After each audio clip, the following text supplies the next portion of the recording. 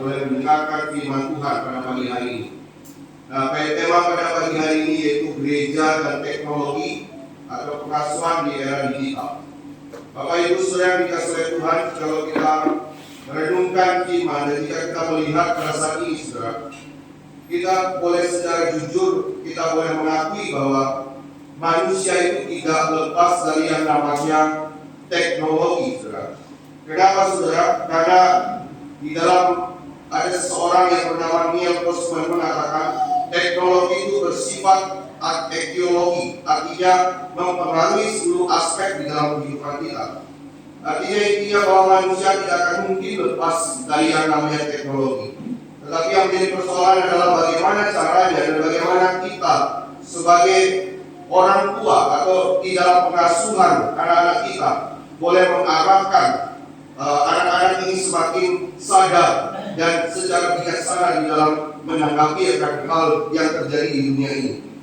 Nah, Bapak Ibu Saudara dikasihi oleh Tuhan, apa sih artinya teknologi itu, Saudara? Kalau kita melihat, Saudara, dari akar kata teknik yang artinya membuat kata ini ketika diucapkan pada zamannya itu adalah sangat terkait dengan yang namanya seni, Saudara. Jadi teknologi sebenarnya tidak terlepas dari seni dan bukan hanya pada fungsi, ya.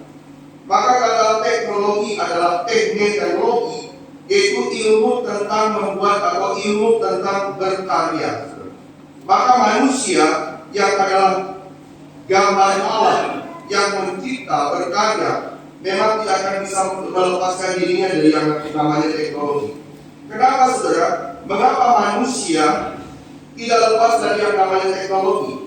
Ada 3 hal yang bisa kita lihat di dalam Alkitab bahwa manusia itu dicipta gambar Allah yang berkarya.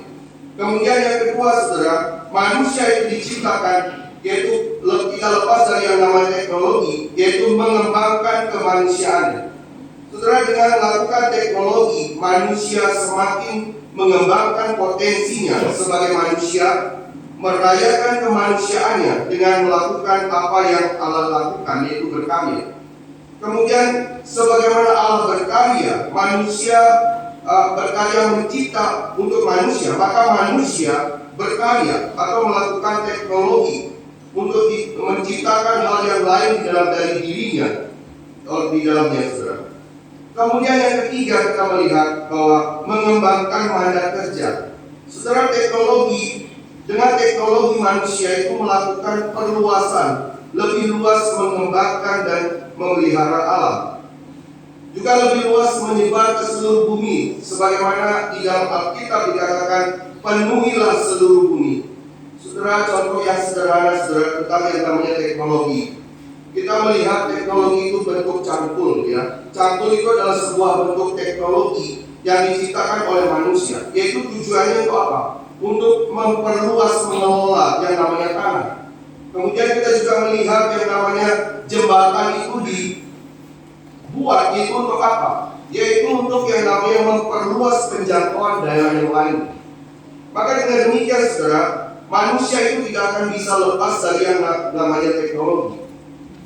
Tetapi di dalam kehidupan saat ini, Saudara, ada 2 respon ketika manusia itu mengenal yang namanya teknologi itu sendiri. Dan ini adalah sebuah respon yang sangat ekstrim tentang yang namanya teknologi. Yaitu yang pertama, Saudara, ada manusia yang namanya distopia, yaitu orang yang menjadi takut akan dampak buruk yang dihasilkan, lalu berpikir teknologi bersifat menghancurkan. Akhirnya orang menjadi anti yang namanya teknologi, anti yang namanya peradaban. Bapak Ibu Saudara yang dikasihi oleh Tuhan, mungkin di Indonesia ada satu tempat yang mungkin Bapak Ibu kenal, yaitu suku Baduy.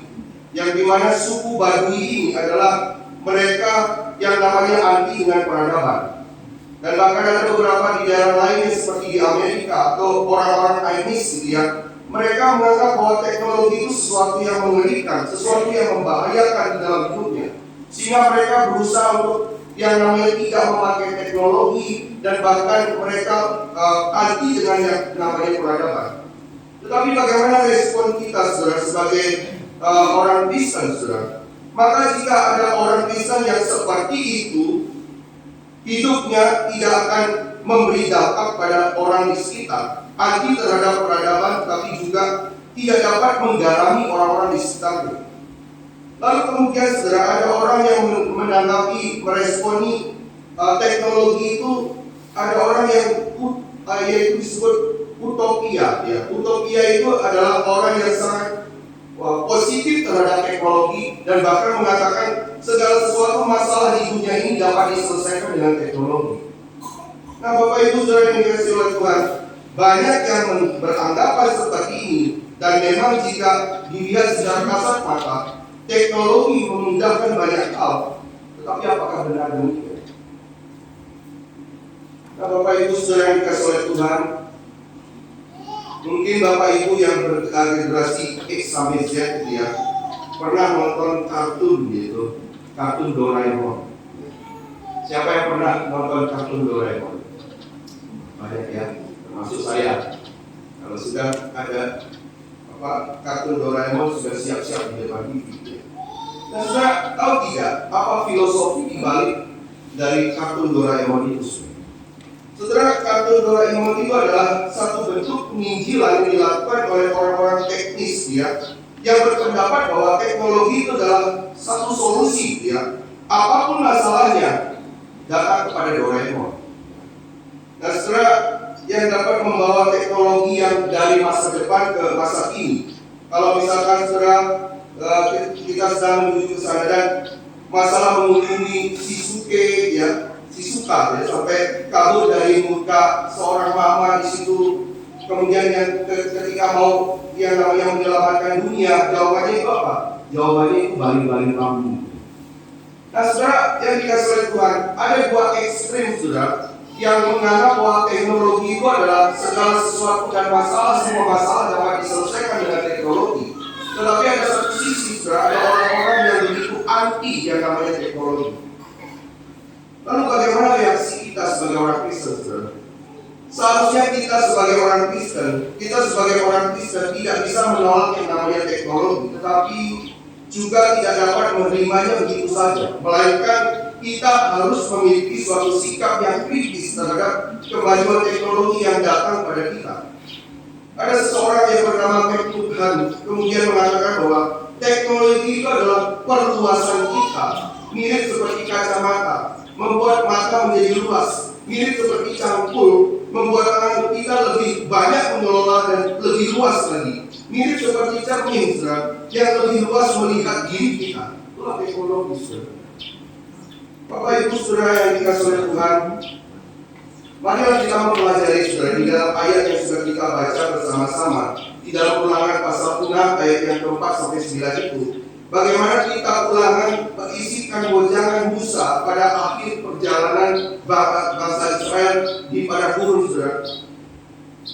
Penegasan di dalam bagian ini bagaimana Musa kemudian mengingatkan orang tua generasi yang akan datang, yang akan masuk di dalam tanah perjanjian itu untuk menduduki tanah perjanjian itu. Musa menasihati agar umat Tuhan tetap setia pada perjanjian yang diadakan di Gunung Sinai. Selain daripada itu, sudah di dalam konteks di sini kita akan menemukan ada pula hukum, perintah, aturan yang menjadi syarat perjanjian yang dilakukan. Bangsa Israel tetap memberi hukum dengan ketaatan, menghormati, menguduskan dan mengokohkan ketinggian ilahi, maka bangsa itu akan menikmati yang namanya kuasa ilahi. Coba kita melihat secara pelan-pelan saudara di dalam ayat yang ke-4 sampai 5 dikatakan bahwa apa?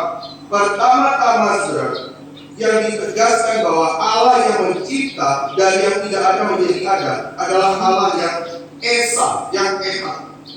Saudara, di dalam kalimat itu ada yang namanya Shema, ya, Shema Israel itu. Kalimat ini diberitakan, disampaikan kepada umat pada waktu itu. Dengarkanlah Israel. Saudara, kalimat Shema di sini saudara tidak hanya menyangkut dengarkanlah, tetapi kalau secara lebih detail kita melihat tidak hanya artinya Shema itu dengarlah, tetapi juga dapat diartikan dengan yang namanya yang taatilah, taatilah. Jadi saudara, penegasan yang dilakukan yang diberikan Musa di dalam bagian ini apa? Yaitu umat Israel yang pada waktu akan masuk di dalam perjanjian, bahwa Musa mengingatkan bahwa ada begitu banyak ilah-ilah yang terjadi, yang mereka orang-orang di sekitar itu akan menyembah ilah-ilah yang begitu banyak. Dan sudah kita tahu bahwa bangsa Israel seringkali cenderung yang namanya menyembah ilah-ilah itu, cenderung di dalam kejatuhan yang menyembah ilah-ilah yang lainnya. Maka Musa mengingatkan di dalam bagian ini, yang diingatkan adalah oleh Musa, bahwa ingat bahwa Allah itu esa, satu adanya. Bapak Ibu Saudara yang dikasihi oleh Tuhan, mungkin saat ini kita tidak mengatakan saya tidak menyembah ilah-ilah, saya hanya menyembah Tuhan. Tetapi perlu kita sadar, saudara, bahwa penyembahan ilah-ilah itu tidak hanya berbentuk patung saja, tidak hanya berbentuk hal-hal yang menyeramkan. Bahkan kalau kita melihat sampai saat ini, saudara, saya perlu hati-hati berbicara gitu. Yang saya mau katakan bahwa hal-hal yang baik yang dari Tuhan pun itu bisa menjadi berhala di dalam hidup. Contoh hal yang sederhana, saudara, jikalau di dalam keluarga Tuhan menghadirkan anak-anak, saudara, itu adalah sebuah anugerah kepercayaan yang Tuhan berikan kepada keluarga itu. Tetapi itu bisa menjadi berhala di dalam hidup kita jikalau anak-anak yang Tuhan percayakan di dalam hidup kita tidak bisa mendidik mereka, membawa mereka semakin mengenal Tuhan, maka itu akan menjadi berhala di dalam hidup kita. Dan bahkan saudara yang dikasihi oleh Tuhan, yang seringkali kita dengung-dengungkan saat ini, saudara, yang mengatakan bahwa HP itu adalah sebuah berhala, HP itu sebuah berhala. Tetapi saudara, HP itu bisa menjadi berhala atau bisa menjadi tidak berhala. Berkat yang Tuhan berikan, yaitu HP itu bisa menjadi berhala atau tidak, itu tergantung kita menggunakan. Jika HP itu hanya ditempatkan sebagai alat yang dipakai untuk melayani kita, tetapi yang menjadi masalah, yang menjadi berhala adalah apa? Ketika HP itu, yang namanya HP itu dijadikan sebagai tuan dan menguasai hidup kita, maka saudara yang dikasihi oleh Tuhan, itu adalah bentuk berhala yang ada pada saat ini. Bapak Ibu saudara yang dikasihi oleh Tuhan, di dalam bagian ini saudara, ada seseorang tokoh yang bernama Timothy Keller mengatakan bahwa yang menjadi berhala bagi manusia itu tidak pernah yang jelek, saudara, selalu yang baik. Justru karena baik itulah manusia mudah sekali jatuh memberhalakan yang baik. Saudara, ini hal yang perlu kita waspadai di dalam hidup kita, saudara. Dan kemudian kita melihat di dalam bagian ini, saudara, bahwa umat Tuhan diingatkan di dalam bagian ini. Oleh karena itulah bangsa Israel harus mengasihi Allah dengan segenap hati, jiwa dan kekuatan. Artinya kasih pada Allah harus dengan ketulusan, kerelaan, bukan dengan keterpaksaan. Kasih itu harus melekat pada pikiran, perasaan, kehendak, yakni seluruh keberadaan kehidupan agar dengan daya kekuatan umat gitu ya, untuk semakin hari menunjukkan kasih dia kepada Tuhan. Nah, saudara yang dikasihi oleh Tuhan, ini hal yang pertama yang bisa kita lihat, nasihat yang diberikan Musa kepada umat Tuhan, supaya dia sadar bahwa hanya satu Tuhan, Allah yang esa itu. Jikalau semua hal yang baik itu menggantikan Tuhan, berkat Tuhan itu yang Tuhan berikan kepada kita kemudian menggantikan posisi Tuhan yang utama, maka saudara, itu adalah sebagai berhala. Dan di dalam bagian ini juga diingatkan kepada kita bahwa kita boleh hanya menyembah Allah yang esa itu.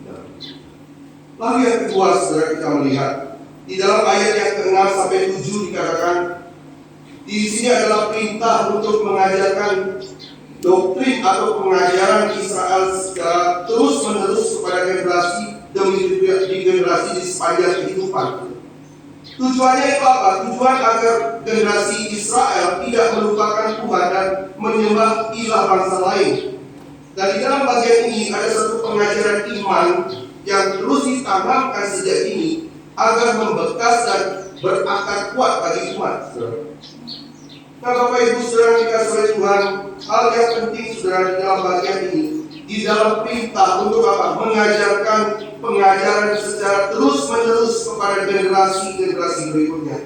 Ini adalah sesuatu yang penting, saudara. Jikalau kita sebagai orang tua, saudara, diberikan yang namanya anugerah keselamatan dan anugerah yang besar di dalam hidup kita, maka tanggung jawab kita di dalam keluarga, bagaimana membawa keluarga semakin hari semakin mencintai Tuhan.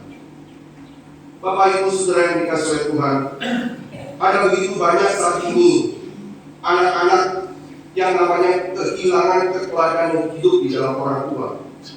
Jika keteladanan penerimaan dari orang tua itu tidak didapatkan di dalam keluarga, saudara, maka mereka akan berusaha mencari dengan keinginan dirinya di luar keluarga. Bapak Ibu Saudara yang dikasihi oleh Tuhan, maka anak-anak akan membenci penerimaan dari keluarga. Dia mencari yang namanya penerimaan yang tidak didapatkan di dalam keluarga, kemudian dia mencari penerimaan dirinya di luar orang lain. Dan bahkan secara tidak sedikit kita melihat mereka berusaha mencari penerimaan dirinya di Facebook, mereka berusaha mencari yang namanya penerimaan dirinya di Instagram, mereka berusaha mencari penerimaan dirinya di TikTok dan lain sebagainya, saudara. Kenapa, saudara? Karena di dalam keluarga mereka tidak menerima yang namanya penerimaan di dalam keluarga, dan bahkan di dalam keluarga orang tuanya pun tidak dilihat yang namanya keteladanan di dalam hidupnya. Bapak Ibu Saudara yang dikasihi oleh Tuhan, saya pernah melihat satu tayangan video, ya. Ada seorang anak, saudara, yang berusaha bagaimana mendapatkan like yang begitu banyak. Lalu apa yang dia lakukan? Dia berusaha di depan TikTok itu, ya. Dan tidak sedikit Bapak Ibu melihat, bukan saja anak-anak, tetapi ibu-ibu yang berdasar pun, saudara, main TikTokan. Lalu saya lihat goyang-goyang, dilihat HP. Lalu dia goyang-goyang di situ. Dia berusaha mencari yang namanya penerimaan. Dia berusaha yang namanya meningkatkan like supaya diterima oleh orang, ya. Dan bahkan sudah tidak sedikit anak-anak remaja. Akhirnya dia membuka bajunya, terus kemudian dia buka bajunya, dia menampilkan hal yang lain untuk mendapatkan apa? Untuk yang mendapatkan like, penerimaan. Dan bahkan tidak sedikit, saudara, kita melihat juga ada satu tayangan yang saya lihat. Ada seorang remaja di Amerika, saudara. Kemudian ketika dia berbicara di Instagram, lalu dia menulis di situ, dia katakan, apakah saya akan bunuh diri? Kemudian ada satu komen yang muncul di situ, silakan kamu bunuh diri. Dan akhirnya apa yang terjadi? Betul, saudara, anak itu akhirnya mengakhiri hidupnya. Kenapa, saudara? Karena penerimaan itu tidak didapatkan di dalam keluarga. Kemudian dia berusaha mencari penerimaan dari orang lain. Dan bahkan, saudara, tanggung jawab sebagai orang tua adalah bagaimana Tuhan mempercayakan anak di dalam keluarga. Orang tua harus memberikan teladan dan memperkatakan firman secara terus-menerus di dalam kehidupan anak-anak. Bapak Ibu Saudara yang dikasihi oleh Tuhan, kemudian yang ketiga kita melihat di dalam ayat yang ke-8 sampai 9. Di situ disebutkan untuk pemeliharaan, memperlihatkan cara yang dipakai atau metode untuk tetap mengingat ketetapan ilahi yang tidak terlupakan. Di dalam ayat yang sudah dibaca tadi, dikatakan di situ mereka melakukan dengan cara apa? Dengan cara menulis di dahi, mengikat di dahi, kemudian dia mengikat di tangan, dan kemudian di situ dicatat dia memberikan tanda di ambang pintu, saudara. Artinya apa, saudara? Artinya di dalam bagian ini kita belum melihat di tangan adalah bagian tubuh yang selalu dilihat dan mengerjakan berbagai pekerjaan. Sedangkan di dahi adalah bagian dari kepala tempat pikiran itu berada. Kemudian dikatakan di situ apa? Dikatakan di situ ditulis di pintu gerbang. Ini menunjuk tempat di mana seorang akan keluar masuk dari rumahnya. Saudara, sedemikian ketat yang diajarkan oleh Musa kepada umat Tuhan di dalam bagian itu. Artinya itu sesuatu yang tidak sembarangan, dan hal itu yang tidak hanya didengarkan skema itu, tetapi dilakukan kepada umat Tuhan dan oleh umat Tuhan itu sendiri. Bapak Ibu Saudara yang dikasihi oleh Tuhan, dari sini kita melihat bahwa apa? Ketika firman Allah terus mesti harus dibicarakan. Bagaimana firman Allah itu diingat, kemudian diucapkan. Kemudian bagaimana firman Tuhan itu membaharui dan bahkan mengubah, membentuk pola pikir hidup dan bagaimana karakter dari orang-orang umat Israel pada waktu itu. Dan itu menjadi satu bagian di dalam hidup kita. Bapak Ibu Saudara yang dikasihi oleh Tuhan, bukankah kita percaya firman adalah otoritas yang tertinggi di dalam hidup kita? Tetapi yang jadi pertanyaan, berapa banyak kita mengulang-ulang membacakan firman Tuhan itu di dalam kehidupan keluarga kita? Mungkin kita terlalu banyak habis waktu kita untuk yang namanya nonton film, nonton HP berjam-jam, dan bahkan sampai kita ketiduran. HP itu yang nonton kita, bukan kita yang nonton HP. Saudara, hati-hati saudara, bahwa di dalam bagian ini firman Tuhan mengingatkan kita bahwa bagaimana firman itu terus boleh dibicarakan, diceritakan, diulas, dibahas di dalam keluarga kita masing-masing. Dan itu akan menjadi sebuah kekuatan bagi yang namanya keluarga untuk semakin mencintai Tuhan melalui firman yang ada. Nah, Bapak Ibu Saudara dikasihi oleh Tuhan, melalui kebenaran firman ini, bagaimanakah peran gereja dan pengasuhan orang tua bagi anak di era digital ini, saudara? Yang pertama, saudara, gereja dan orang tua harus mendampingi dan membimbing rohani anak-anak di tengah pesatnya perkembangan teknologi. Mengingat masa ini, saudara, kehidupan anak-anak telah melekat dengan dunia maya, yaitu sosial media. Orang tua harus terbuka terhadap teknologi, tidak anti dengan teknologi, tidak serta-merta menerima seluruh teknologi itu, tetapi secara bijaksana untuk menuntun generasi berikutnya, anak-anak kita, untuk yang namanya memasuki era yang baru ini. Kemudian yang kedua, saudara, gereja dan orang tua harus melek dengan teknologi, saudara. Harus melek dengan teknologi, gitu ya. Kenapa, saudara? Kalau kita melek dengan teknologi, kita bisa mengarahkan anak kita menggunakan teknologi dengan bijaksana, menggunakan teknologi dengan berhikmat, menggunakan teknologi dengan cara yang tepat, dan menempatkan teknologi itu sebagai alat, bukan sebagai budak atau sebagai hamba, dan kita menjadi budak daripada teknologi itu sendiri. Yang ketiga, saudara, perkembangan teknologi hendaknya tidak menggeser posisi Tuhan yang esa dalam kehidupan kita. Posisi Tuhan yang utama, yang ultimat itu tidak bisa digantikan dalam hidup kita. Dan semua hal yang ada, teknologi yang ada, itu sebagai alat hamba untuk yang namanya apa? Untuk dipakai untuk memuliakan Tuhan. Bapak Ibu Saudara yang dikasihi oleh Tuhan, ketika kita di sini ada yang namanya LCD, fokus itu dipakai untuk melayani Tuhan. Ada musik itu dipakai untuk melayani Tuhan. Ada HP itu kita pakai untuk apa? Banyak hal yang baik yang bisa kita lihat. Dan bahkan kita melihat ada pelajaran-pelajaran iman Kristen yang penting yang bisa kita pelajari di situ. Maka saudara yang dikasihi oleh Tuhan, orang tua harus yang namanya tidak menggeser posisi Tuhan yang esa di dalam hidup kita. Yang keempat, saudara, orang tua harus mewariskan iman kepada anak-anak melalui mesbah keluarga dan berbagai keadaan dengan mengajarkan untuk mengasihi Allah dengan segenap hati, jiwa, dan kekuatan kita. Bapak Ibu, yang terakhir saya mau sampaikan bahwa keteladanan hidup orang tua itu sangat berdampak di dalam kehidupan keluarga. Saudara bisa akan bicara begitu banyak hal kepada anak-anak, tetapi jika hal itu tidak dilihat di dalam keteladanan hidup kita sebagai orang tua, itu seperti suara yang masuk di telinga kiri dan keluar telinga kanan. Kenapa sih? Karena kita tidak menyaksikan keteladanan hidup di dalam keluarga. Bukankah di dalam pepatah mengatakan buah jatuh tidak jauh dari pohon? Dan bagaimana dengan kita sebagai orang tua? Maukah kita memberikan teladan yang baik kepada anak-anak yang Tuhan percayakan dari kita? Dan kiranya melalui semuanya itu, hidup kita tidak hanya keluarga yang berdampak, tetapi akhirnya gereja akan berdampak. dan bahkan negara akan berdampak dimulai dari yang namanya keluarga. Dan kita bersyukur karena kita ada firman yang boleh menuntun di dalam kehidupan.